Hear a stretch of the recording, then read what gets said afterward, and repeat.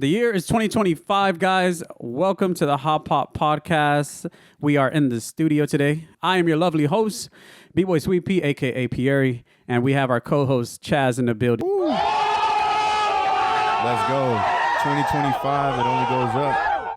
As you find yourself making your way into the podcast today, guys, make sure you like, subscribe the video. Also, join our new Patreon, guys. This is the podcast of value. We want to bring you value to the point where we can fund our artistic side along with our creative side with other investments. So to get exclusive access, exclusive content, make sure you join the Patreon group.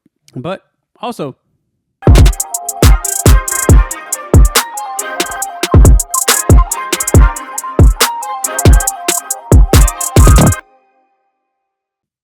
got a lot of stuff to talk to you about today, guys. Couple of topics. And yeah, it's going to be crazy. We are in 2025, guys. It's a new year and the future looks bright. Shout out Valuetainment. I like what we're doing here today. And actually, we can go straight into it. Start off with all the topics. What we got? I think this is going to be good. So, upcoming events for the year 2025, guys. Also, we have the TikTok ban. A lot of creators on there finding the struggle. They're on the struggle bus right now. Also, we have the LA Wildfire. Lots of things to discover there, especially with the 2028 not Paris, but the 2028 LA games. And then Rad Anniversary coming up, April 19th. Come on. Guys. So y'all gonna make some noise for that. And then also Beat Girl City coming up March 1st. And lastly, don't look at me like that because Chaz brought up this topic, and I want him to say it. So he made someone happy. Someone smiled, cracked a smile. Little Asian kid finally made his mom happy. That's how we just wanted to make the note of that. Yeah, you got to make a note of that. Little Asian kid. It's a hard thing to do. Yeah. It's a hard thing to do. To make someone smile? Yeah, I'm going to tell you what he had to do, too. All right. But, guys, thank you again. Once again, join the Patreon group. You'll have exclusive access to really good content information that will help for the betterment of your development as a creative, as a dancer, as a breaker. We're going to create the podcast of value so that we can live off of our investments and also fund what we want to do in real time. So just make sure you check out the Patreon. But upcoming, we got some new events that are coming up and also some that's also passed. Okay. Most recently, Skills Talk has passed. And that was Monumentous event. Liked it. Man, look good on camera. I'm gonna tell you that. Yeah. I ain't pull up, but you did. How was it?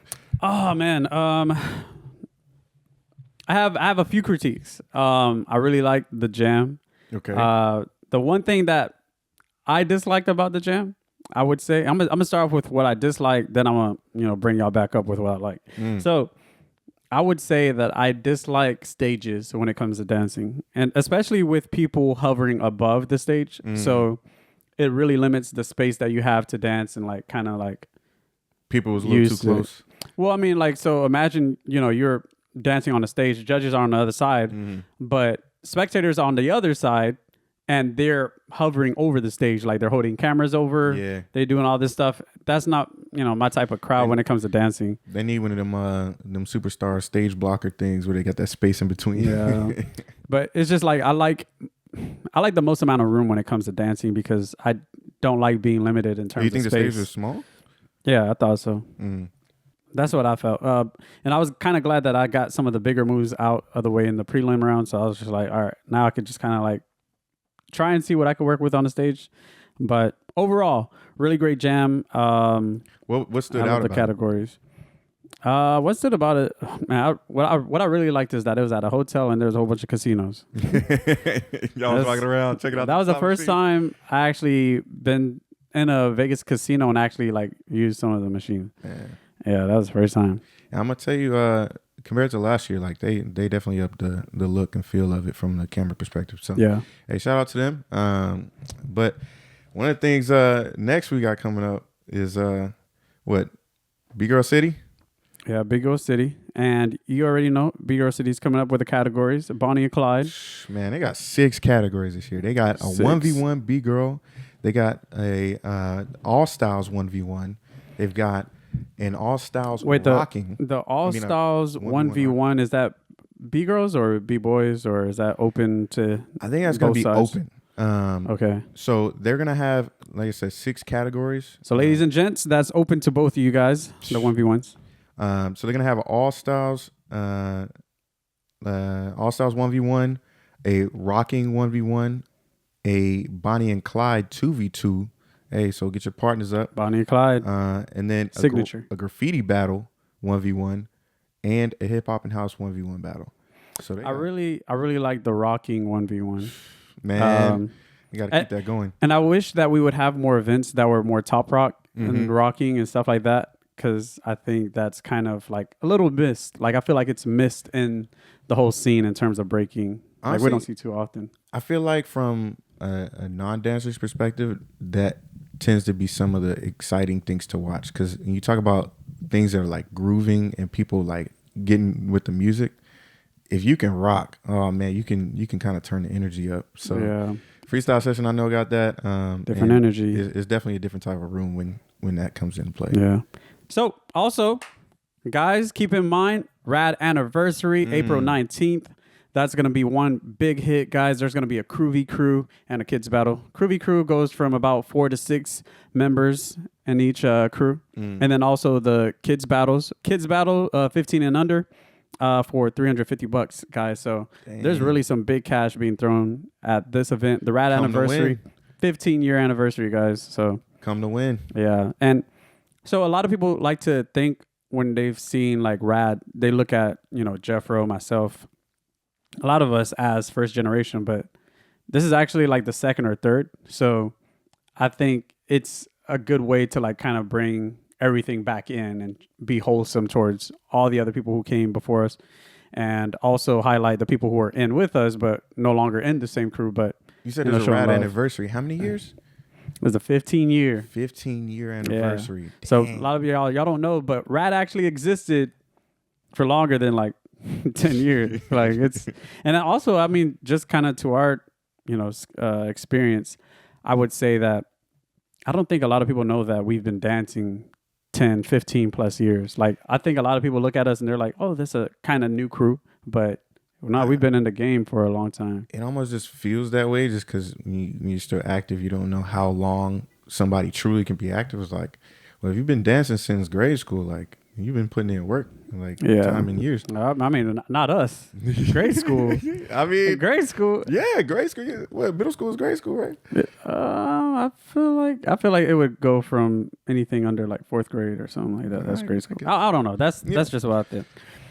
So what else? We have some more events. We have Pro Breaking Tour is coming up with some new events this year, guys. Y'all gonna want to stay updated because they have some fire events coming up in the month of February. Check the roster. Yeah, and so we're really looking forward to some big events from them coming this year.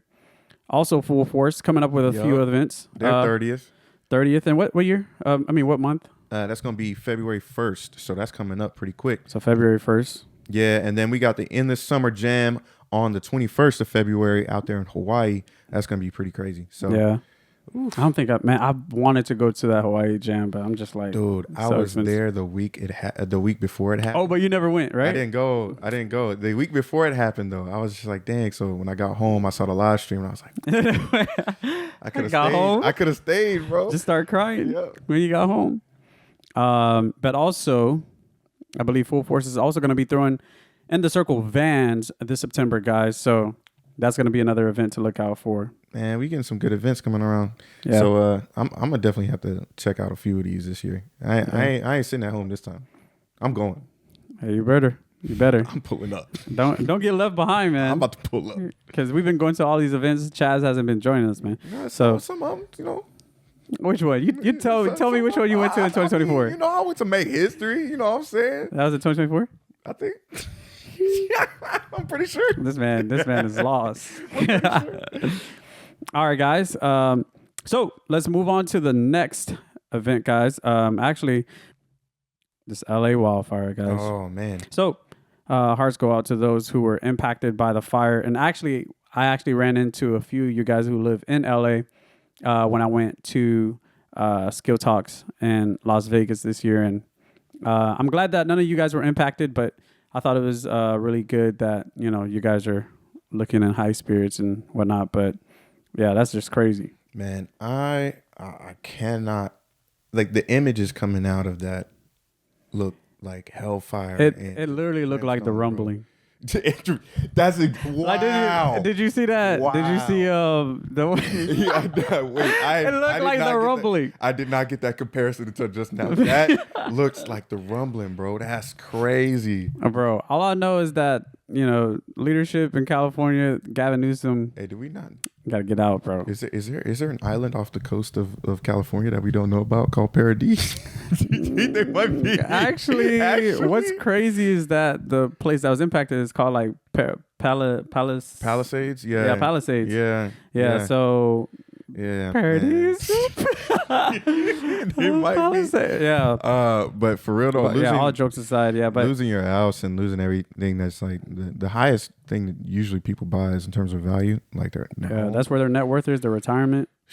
That's devastating. So I really hope everybody is able to come out on top and build back again for their future. That's Yeah. Hey, California, y'all gotta clean that underbrush. Now, I know they've been doing this whole thing where they're trying to be environmentally friendly and saving the smelt fish and not destroying the forest because these dead trees that fall over create new ecosystem for like roaches and whatnot. So it's just y'all got to clean that stuff up because in Texas we do that. I don't know what started that fire, but I'm gonna tell you this, man. That stuff is just. Have you seen the footage of people like actually running around and burning stuff too?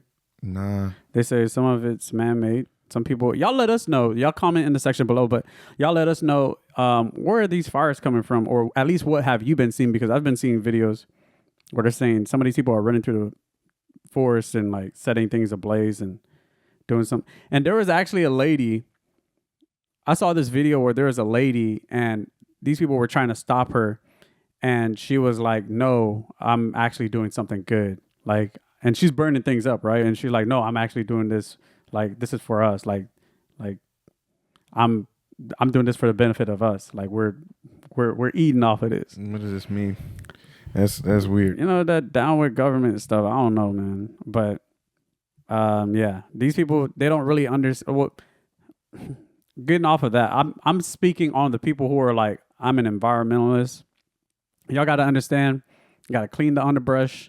You got to stop, moving your water from the lakes and into the Atlantic. Y'all got to actually keep it in there.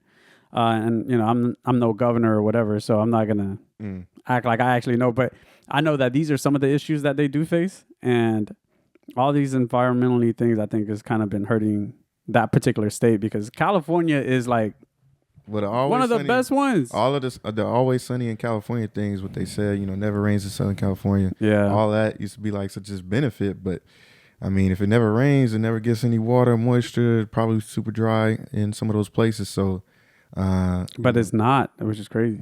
You seen all the palm trees?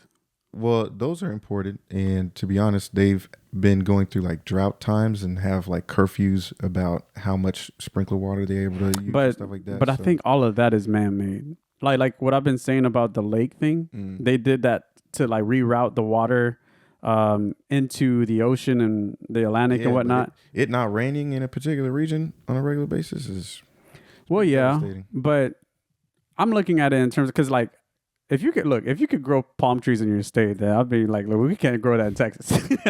Like, we actually have a drought. I mean, I seen a couple of clubs with palm trees in the clubs. I mean, go on West Auburn, you might see one or two. West Auburn. Hey, no, but I think Houston's different from like a place like Austin. Definitely in Houston, I think they have way more luscious like soil, but when it comes to like, I mean, like in general, they have like more humidity. They have like water or liquid. Their atmosphere is like way more heavy in moisture. But in California, I think they have really good soil. Like they say, like their agricultural soil is like really good in comparison to some of the other places in the Midwest. Look, I ain't no goddamn farmer. I know they grow some grapes out there, but I don't know what that stuff talking about. All I know is that a lot of stuff went up in smoke, and I saw a couple of houses on some of these videos, man, burnt to crisps. I mean, like nothing. The only thing that was standing was the chimney, just the brick in the chimney. The rest of the house vanished, gone. And on top of that, people are being restricted from going back into their house to have access. This is Hawaii all over again. This is what, Maui? That happened in Maui? Yeah. Where's Oprah and The Rock? I don't know. But I'm gonna tell you this. So I saw somebody trying to steal an Emmy from somebody's house. I was like, dang. I still haven't seen. I know you mentioned that before. Yeah. But I'm like, I don't know who. Somebody was walking around with an Emmy, bro. And I was like, oh, that's crazy. But I will say, the TV kind of broadcasting where are the certain locations that are supposed to be evacuation zones are helping the criminals be like, oh, that's where everybody's leaving? Bet we're going there. Sure, I don't know, and we're going to these empty houses and we taking things out. What could they be taking? That's kind of crazy. Well, I think they can take a lot of stuff. It's just like, people are going to leave everything else behind and it's emergency, fire is coming. So let's just leave with our lives. But they're going to go in there, ransack what they can. And I've even seen some of the videos, which is wild. It's like a whole caravan of cars following people leaving. When people leave, they go in the house. No way. And like someone was actually recording, like, "Yo, what are you doing here?" And then they were like, "All right," and then they turned away. And there's like 6 cars that ended up leaving. Wow. Yeah, it's crazy. Wild. Yeah, stealing is bad. But this brings us to the LA 2028 games. Ooh. Guys, how is it affected? Well, I'm sure everyone who's in the breaking scene are like, well, this doesn't impact us. Why do I care? Yeah. But Olympics. But I've heard some, and I'm not gonna say conspiracy. I've heard there's some rumors to where people are saying this fire was a way to clear out a lot of that area because they were trying to make room for all the other stuff and developments for the Olympics to come in. Think about it. These people in LA are like living on top of each other. Like there's no room. It's overpopulated, overcrowded. So I think it might be a little bit of a reach, but I think it does make sense when you kind of look at it from an outside perspective. Who knows? All right. I don't know. I do know that there's a lot of money shifting having to be had right now because when natural disaster happen, right, you got to get insurance of all the cities. Obviously got something going on with it.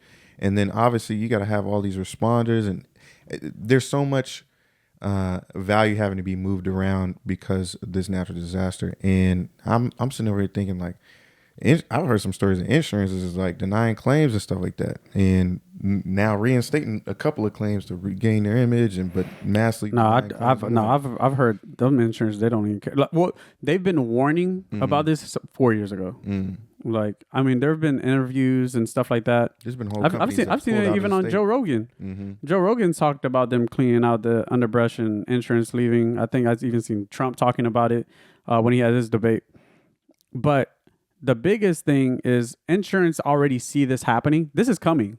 And they're like, look, y'all not doing any of these things. We can't be liable for these $1 million homes burning up in fire. Like, and that's why State Farm and like Geico and some of these other people like left that area because insurance, I think as a business move, looking at that, it's just like all of it's just liability. Well, the same thing happened in Houston. The same things happen in a couple of other states where natural disasters kind of climb up. It gets too expensive to insure when mass damage happens. So it's not that, I mean, they could, if they had some sort of foresight to see that, I would have loved to see that. Well, I mean, so it goes back to what I was saying about this environmentalist move or whatever. You guys are taking water out of the area, making it more dry, right? And then you're not cleaning out the underbrush. And California is known for wildfires. So these insurance companies study that particular pattern and they see like, look, there's a lot more houses getting burned up. We've been covering them, right? In the event of these wildfires coming in, a lot of these insurance companies are looking at it and they're like, yo, this place, if it goes up in fire, we're going bankrupt. Like we can't, just put all of our resources just on the West Coast. We know this place is going to get on fire. So look, we're leaving right now. And I think that makes sense from like a business move. Like we can't lose all this money due to carelessness of like people paying attention to some of these things and how the environment is changing due to these fires. Spontaneous combustion. I don't know. But And I mean, they've kind of been doing the same thing in Florida too, when they're saying like, look at all the flooding that's happening and whatnot. A lot of companies, insurance companies, left Florida too. I mean, the insurance companies, the whole point is to bet on not needing to use the Yeah. money and calculating the percentages of that. So how many claims you truly going to get, depending on how many how many policies you write. And so they started saying, I'm not about to write any more policies in these risky areas. And Yeah. Because I mean, the wildfires is a reoccurring thing. mm-hmm. Yeah. So it's not the first time we had California wildfires. This is like, what, the third one in the last like 10 years? shoot. Yeah. Not at all. So they're extremely common. But when we're looking at it from like a general perspective, we're looking at it in terms of what's going to happen to the LA 2028 games. LA, I don't think is the most best equipped place to host the Olympic, just given like the geographical location of it and how it kind of meshes in with the general population. But LA's got a lot of stuff going on, and I feel like there's parts of LA that are the has-been city, and then there's parts of LA that are like, oh, okay, there's a lot of people, a lot of money, a lot of built-up areas. But man, the weird thing about it is it's already terrible with traffic. Like, there's already so much traffic. There's already so much congestion. So, like, how would the traffic coming in from all the Olympic Games it's going to be impact horrible. that? It's going to be hell on earth. Oh, man. Hell on earth. It's gonna But be bad. y'all go ahead and move it to Texas so it's closer to home for us. So you would... If they did it, like, if you think about it, if they moved it to like a rural location, like somewhere that's not heavily dense in population, I think it could work. No, I'm good, bro. Put in the trifecta area between the Bermuda Triangle of Texas. You have the Dallas, Austin, and Houston. Put it like somewhere like right there in the middle. You have everybody commute from those cities to that, I don't know, location. You trying to go to the middle of nowhere to watch somebody? I mean, it'd probably be like like an hour drive. Yeah, but then you gotta build it all, and then the real estate's gonna go to crap afterward because nobody gonna live there. You know. Yeah, that's why. Look, Mr. Beast made a whole city. Mr. Beast made a whole city for a game show. I don't want to hear anything. Oh, dang. Okay. Yeah. I mean, I haven't seen that. Yeah, What was it? Yeah, he apparently, I think it's called the Beast Games, and he released it on Prime or Netflix. Okay. It's supposed to be $1 million up for grabs. I would give you that money, dog. Now, look, I can get my FaceTime in and be like, oh, yeah, I was in the Mr. Beast video, and then dip. $20,000 check in my hand, please. Yeah.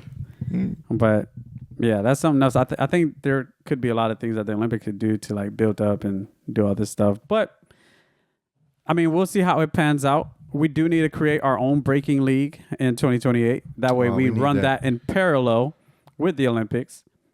So that people actually get some visibility on I'm going to be real. We need a league. We need constant entrance. I'm actually very passionate about that idea. I'm going to be honest. Yeah, I like having our own league. Yeah. Having a season.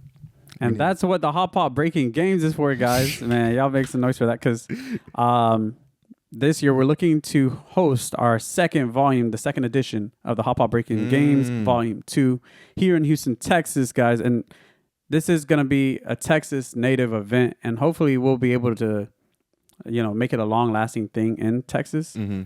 Because what I like about it so much is that we're kind of meshing in the different cultures of anime and breaking and like people who are also like artists and stuff like that, and just kind of like bringing that to a new, broader audience. Imagine that like 20,000 people attending this thing every year. What we did last year was just, it was too fun. I mean, the fact that we had a Smash competition and then the breaking competition, and then the next day everybody was just, this is my favorite event. This was tight. This was hype. Yeah, there's hella people in that room. So for you guys that haven't attended, which you need to attend this year, is that the Hotpot Breaking Games, what we try and do is, we run the games up until the semifinals, and everyone who is in the semifinals advance to day 2. Day 2 is going to be at DreamCon, and we end up taking everyone. So everyone feels like they win just for simply qualifying, and it's a 2v2 competition, and you and your partner end up winning. And, we even throw some raffles. So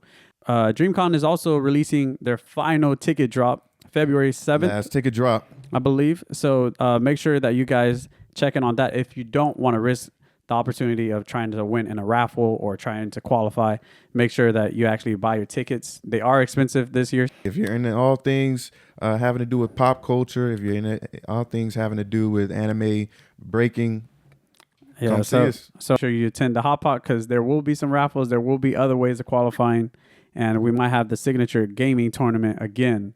I'd like to see what game we play. Fighters? Come on, put it in. I do a fighter. Come on. Gotta do Tenkaichi. Sparkling? Yep. So sparkling. Oh my God. The man got his own names for everything. Sparkling? Yeah, but we're looking to any suggestions in terms of gaming? We want to try and have those. We had a Smash 7 of Smoke. It was a Smash 7 of Smoke. That's what it was. We had a Smash 7 of Smoke. 8-man free for all. Combine that with what the Breaking 7 of Smoke kind of what do you call it? Format. Yeah. The 7 of Smoke's format with the Smash game. We still got the stage. Customized stage, guys. Man, y'all don't want to miss it. This is gonna be so hype. Get your tickets. Yeah. So the Hotpot Breaking Games, the weekend of May 30th. I believe that's Memorial Day weekend. But make sure you attend. It's going to be a 2-day event, Friday and Saturday, main event on Saturday. But we're still looking to finalize a lot of the information. However, you want to make sure that you show up for day 1 in order to try and get tickets for day 2. Because, I mean, once these tickets go sold out in February, the only place you can get them is at our event. So make sure you attend, buy the merch. That puts you in raffles. Man, you don't want to miss it. Also, join the Patreon because we will be releasing exclusive content there. So that might help you in terms of like getting discounts into the event. Also in terms of getting like exclusive content and, just making breaking and being a creative much more of a reality and living off of passive income. That's what you want to do. So not financial advice, but if you want to just follow the trading journey, feel free to join. I'll be giving you live updates on what I'm doing this market cycle for cryptocurrencies, stock, or whatever. So let's just do it. What's up? Next up, we got a big thing that's happening is the TikTok ban. Ooh. A lot of you guys are impacted, and I've always kind of wondered about this. Not me. Because I left that over there, man. No, I left it too because this is what I feared all along. I thought that TikTok was always going to get banned, and it kind of prohibited me from really getting into the space because I was like, I know this is going to happen. And it's kind of been, I don't know when TikTok really went public. Like, what, 3 years ago, 4 years ago? I couldn't even tell you, but I know everybody was like, "Oh, are you on TikTok?" I'm like, "Nah." We're like, "Why are you asking me?" And then they started sending me links. Then what's crazy is that at first you can actually access the TikTok links. Yeah. And not have to download the app or all and that. That's how they got people on because you can still see the video, right? But then once you want to look, I see something else that's interesting. Yeah, y'all not getting me with that. Sign up. I won. Hey, they was getting people, man. I won. That didn't work on me. Yeah, the algorithm is wild. But yeah, there's a lot of creatives, breakers, and people who are on TikTok. So just trying to see how would they navigate? Like, where are they going to migrate to next? Like all these people who create videos, like the comedy side, or if they're just doing some of the skits and whatnot. Like, I think the next best place that people would probably move to might be X. I think X might take it for the next 4 years, especially if they buy into TikTok. Because apparently the U.S. government's trying to go in half with any other company. And I mean, what if that actually goes through though? Like what? The TikTok halfway purchase or whatever. No, I mean for X. No. For TikTok, like, I mean, X has a lot. I honestly like that functionality a lot. I don't use Twitter. I don't use X, whatever. But if the ban, let's say, fully goes into effect and actually comes back as a ban, who's gonna get that traffic? You think it's gonna be Twitter? I feel like Instagram is probably the next one that's up. I think content lives on Instagram. I think Instagram is the place where people will go to. Like, I mean, it's kind of been, the current thing already. Like, it's what's already currently been happening is a lot of people already access Instagram for a lot of just different things. But I think the reason why people will migrate to X is because of the free speech aspect of it as well, because what Facebook was doing, what Meta was doing, whatever, about censoring people and whatnot, I think that pulled a lot of people's thoughts about wanting to stay there because they can't really voice things they want to say, and you can get shadow banned, all this other stuff. And same thing happens with X as well. You can get shadow banned and all that stuff. I don't think they completely got rid of the previous owner policy of that, but I think they're the closest to it because people couldn't do that with TikTok. Well, I think what made TikTok really big, especially for the people who were businesses, right? What made it big for people who were getting on was the algorithm. It learned them well enough to continue to provide them with videos that they're going to continue to watch. And basically everybody else is trying to copy that and try to get their algorithm as close to that. Even YouTube has gotten good. But then on the flip side of that, businesses and small content creators and big content creators like TikTok because of the amount of views they get. Way more than any other platform. It's a view farming platform, to be honest. And then on top of that, the views feed into TikTok Shop. TikTok Shop was big when they launched it. Yeah. So I'm thinking like some of the reasons why people were complaining I saw were because the businesses that relied on TikTok to make sales and to continue to make content and like get out revenue from that stream was just cut off from them. So I'm like, Instagram's got Instagram Shop. If they actually decided to, put that out there. Yeah, but it's not as good. It's not. Because like they bring you through this whole process with Meta, and you have to create this Facebook thing, which also have to integrate.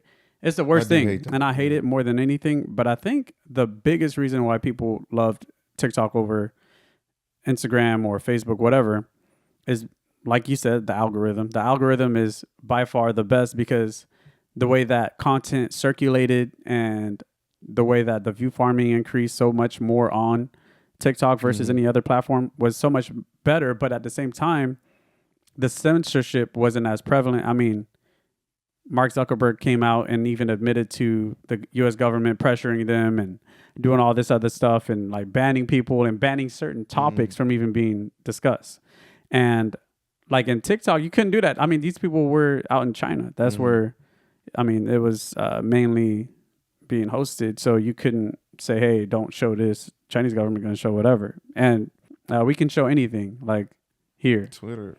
But what was the other one? Red Space? Oh, yeah. So everybody flocking from Twitter as soon as it was banned. I mean, from TikTok to Red Note. Chinese app. Everybody, and you guys crazy. Everybody learning Chinese just to get. You guys crazy, man. And they all getting banned. Yeah, because they won't support all that cleavage showing and degeneracy on their apps. Like they don't promote that stuff in China. They be promoting, how to be the best engineer and all that stuff. I just don't know why people were so eager to get on it. They just trying to get that TikTok back so bad. But yeah, the future looks bright. I'm liking where all the opportunities are coming this year. But look, TikTok got another 90 days. So you guys have the opportunity to move your audience off of TikTok and move them to something else, or, decide to keep it there and risk it. But that was my whole thing all along. I didn't like the aspect of the uncertainty about TikTok's longevity and being relevant. I didn't like that. So that's why you don't see a Hotpot TikTok, man. But if you did, I'm telling you, you'd see the most fire content. That's also why we try and keep the diversification really apparent, especially for like things like cryptocurrency and trading and whatnot. Like the more exchanges that you have, if there's bottleneck at one particular exchange, you want to move to all your other ones. And that's why it's the same thing with these social media platforms. You got to have as much as possible because when the lights are off on one location, you got to be able to migrate to the other ones, have your audience on everything. But in order to get some more content like this, guys, please subscribe, join the Patreon because we do release exclusive content to like help you with that. We finally, B-Boy HG 520, finally hit 6 one-handed air tracks and actually made his mom smile, man. That's what it took. It took 6 one-handed air tracks. That's all it took. Finally made it. You want to see it? Actually, we'll show you guys. Let's go ahead and show you guys.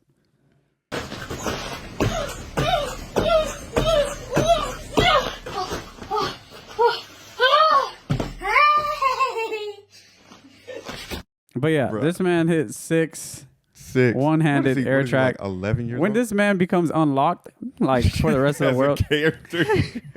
when he's actually finally out there, I mean, he's gonna be like a monster. This man is gonna be almost unstoppable. But he ain't gonna have no footwork.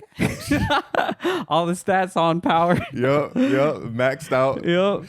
Gonna be a tank. Honestly, that was the first time I seen him like smile that hard. And, actually, yeah, it's the first time I've seen him smile or his mom. Dog.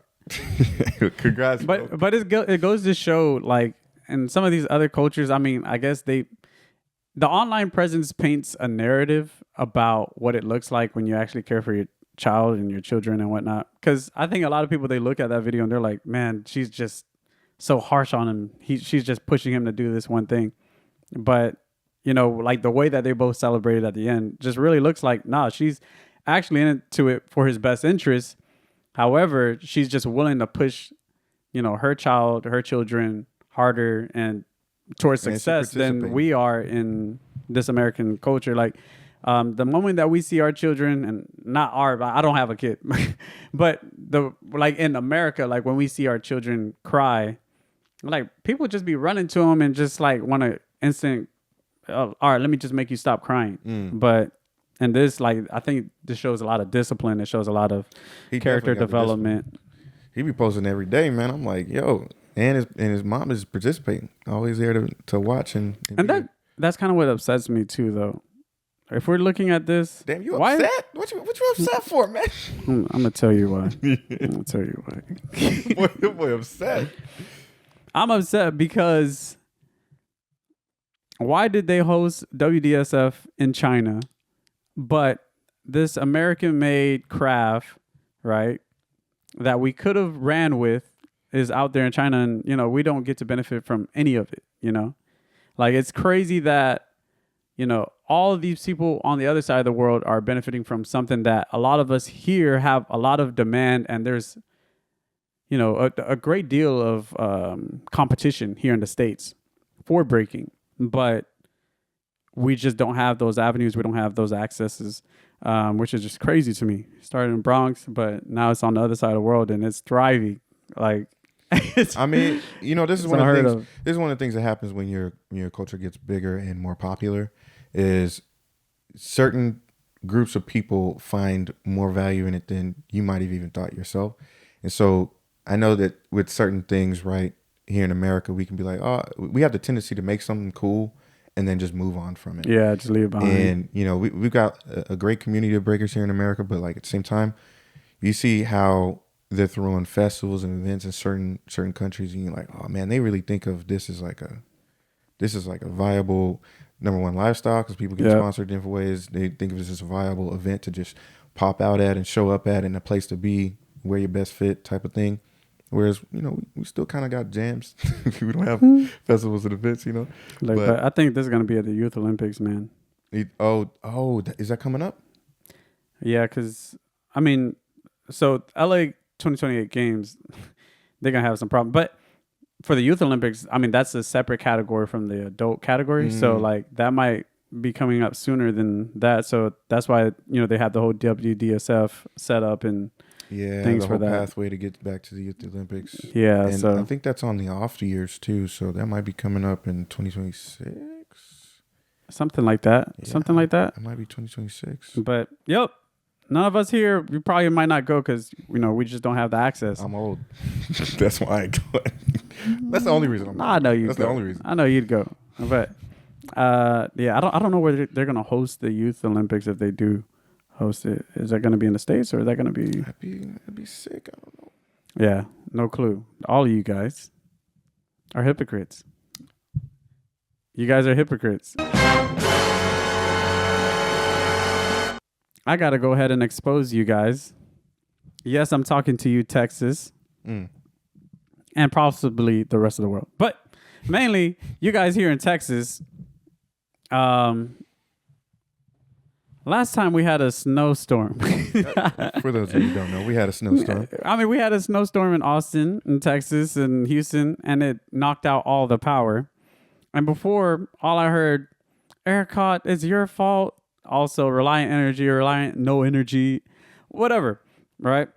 Now the power is working completely fine.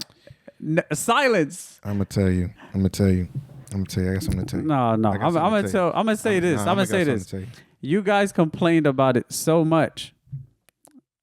That they fixed the problem. They literally made all the upgrades. That they fixed right? the problem. Not that they fixed the problem, but they made all the upgrades, and we didn't hear a thank you. And I'm just here to point that out. You guys didn't say thank you. So write in the comment section, thank you, Eric. I'm gonna tell you, hey, I pay my money, man. If I pay my money, that power should be on. That power and the internet. That thank you need to be on too. No. They messed up 2 years in a row. I'm like, hey, appreciate you all doing your job. But people got to understand that some climates are more equipped for like the more extreme weather swings in one particular direction versus the other.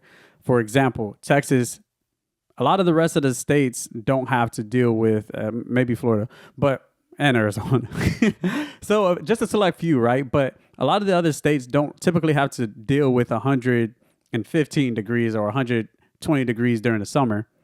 So we don't really anticipate it getting as low as 0 degrees or 10 degrees here in Texas. So most of the infrastructure is kind of like built for that. And I'm pretty sure the same is true probably for New York. You guys' stuff probably might not work.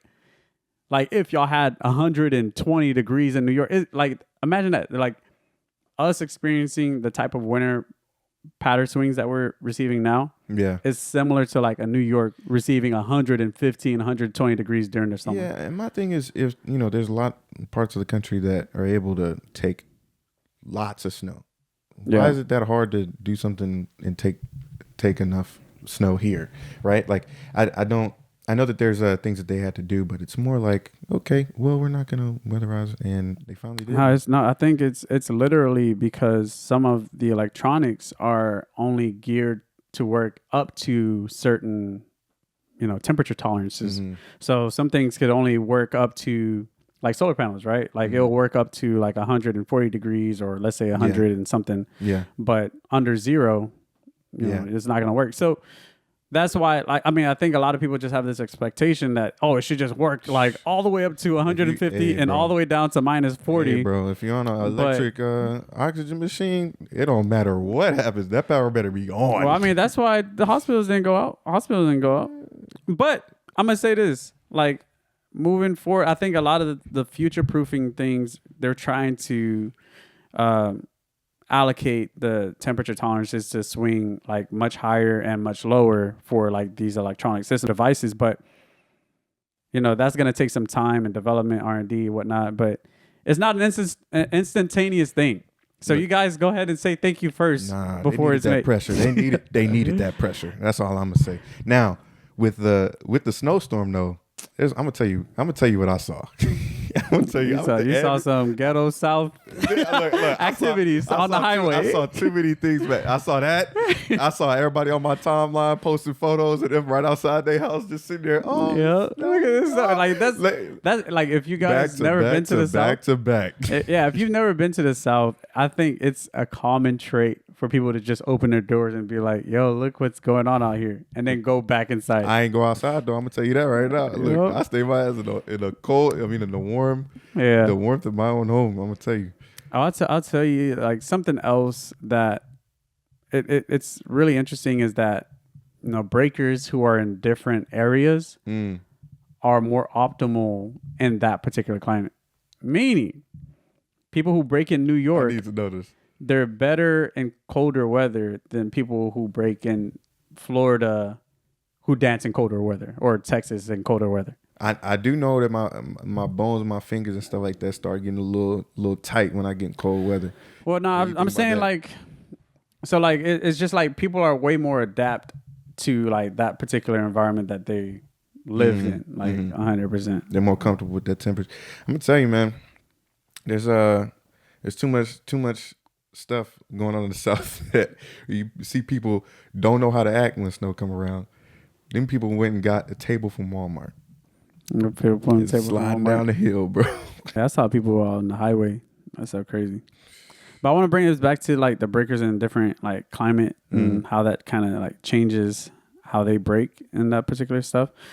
The people who be living in Texas, man, I tell you, man, I cannot dance in cold weather. Like that just like makes my bones feel like they're about to break.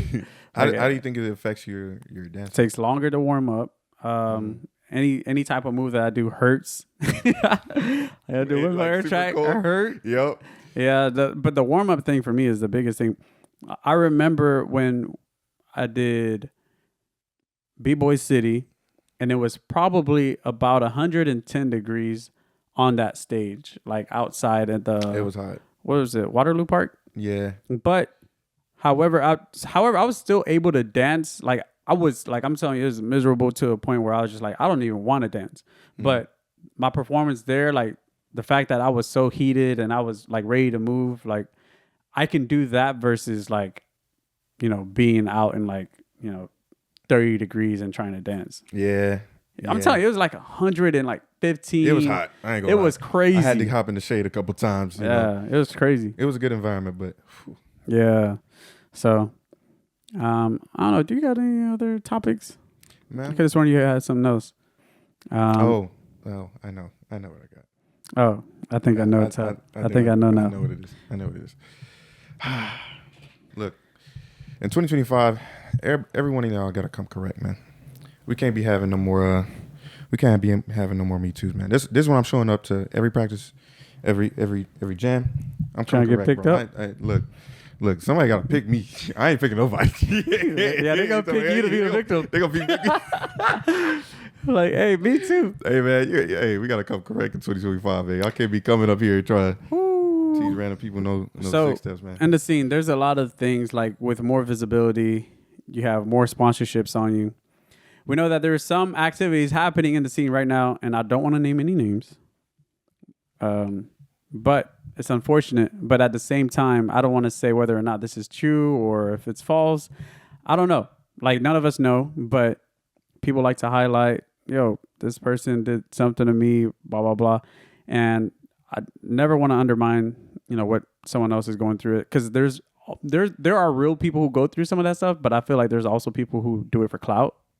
And I'm just hoping that this situation isn't one of those, because this is a pretty famous breaker. Mm-hmm. And I'd hate for this to be all false, and then it, gathers steam behind it and it turns into something that it should have never happened to. Because I've seen it happen to these athletes or these college students who have like a bright future ahead of them, but end up getting tangled into this whole thing. And there's no way we're ever gonna know, especially on this one. But it's protect yourself. Protect yourself. Yeah. You really can't. You have to understand, especially when you're around different people and new people, you don't know what everybody's intentions are behind. Look, all I can say is that you ladies make me feel like I need to stay at home and practice. Like, I don't need to be teaching no one nothing.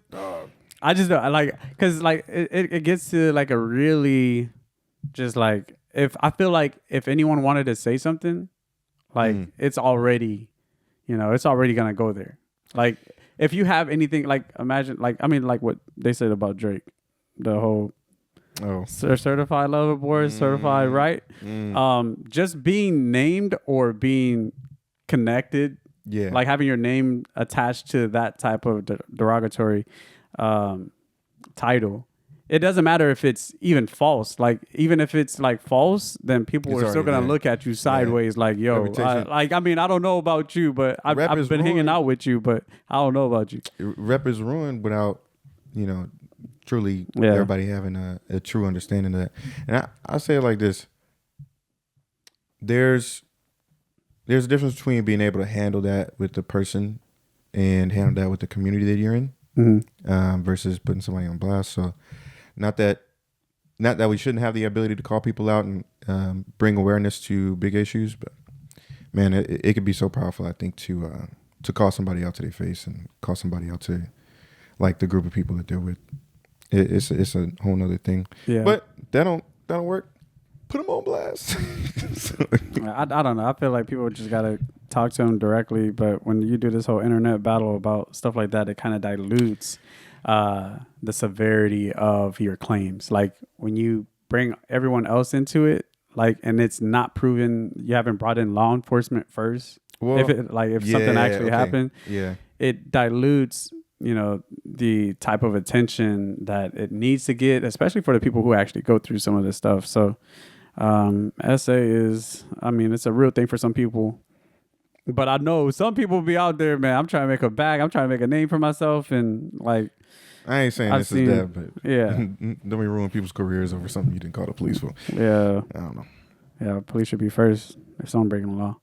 But actually, I do want to go back to this other topic about running something in parallel with the Olympics this year.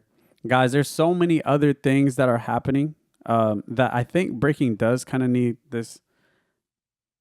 I don't know what I should call it, but like a council of breakers. Like we create something in the States and it will happen in parallel with or without the Olympics. And we should make it that big, you know? And we'll be your media, of course, the Hotpot, man. Make sure y'all subscribe because, we got the best content on earth. But this year is actually going to be really big for us because we got a lot of things in the pipeline that I think a lot of people are going to be really interested in. From the Patreon, from the events that we're going to be throwing, and you're going to see a lot more content.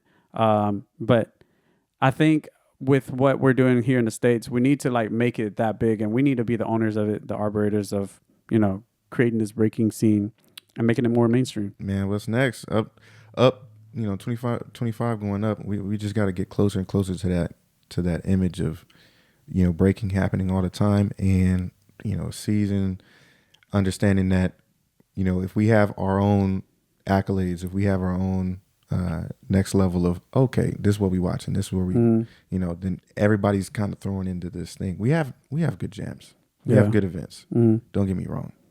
But when we gonna see ESPN, dog? ESPN talking about some ESPN. We gonna see it soon. Yeah, we gonna see ESPN talking about some such and such won the XYZ. Yeah, I'd really like to have like a perspective from like Zach or Taekwon on some of this stuff because I feel like they were really good leaders in what they were doing in the Olympics. Shout out guys, and shout out Whitney too. But like I'm sure that they have different perspectives into this in terms of like what they saw with the Olympics and how it could have improved for breaking. But now let's take it and let's run with it. Let's do something that's going to be a little bit more efficient and a little bit more benefiting to our image. But this, I'm going to tell you like this whack stuff about the subjectivity about judging and stuff like that really diminishes how well this could really be. Like, we just came out of the Olympic season, right? And now you go to a jam and there's no criteria. There's no criteria to say what I passed on, what I failed on. Why did you choose this other person over me? We're kind of like now subjected to back into subjectivity. Like it's no longer a merit-based thing if I check these things. And I really like the Olympic judging system, and hopefully we could bring something like that back and standardize it. I like. So here's, I think there's one problem that people have. It's like, if you write all this stuff down, you ain't real, you ain't for the culture, you ain't really. But if you don't have a system, then how can anybody watching truly agree or, understand why people made the choices without having to ask you and have you explain and do all this extra stuff? Because we've seen many of judging calls. You're like, yo. What? I feel like there was a lot of that at Skill Talk. Yeah. Okay. And I'm not. There's no dig at the judge. I loved all the judges and whatnot. But when I was in the crowd, lots of people were like, I don't know about that. Like when I watched the Alvin battle, at the final against Tahu, I was even questioning. I was like, I don't know. I thought Alvin should have took it. When the crowd is dead silent, bro.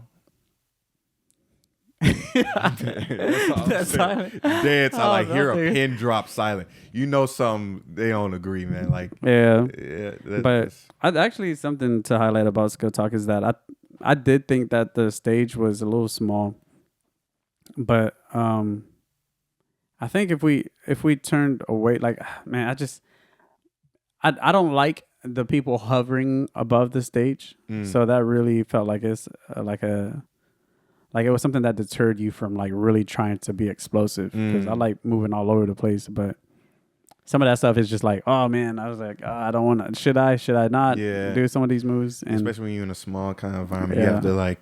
I'll be spread out. I'll be spread out, bro. Like that's how it is. I think we'll cut it there, guys. Really appreciate you guys. Like, subscribe, and also be sure you join the Patreon. so that way you can get exclusive content, discounts, and more information about how we can make the Hotpot the platform of value. So we want to make it the podcast of value and give you guys insights into what we're doing, but also turn breaking and being a creative a full-time thing stress-free, like being able to fund that with investments and other stuff.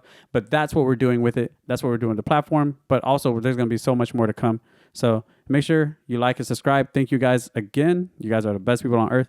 And see you next time.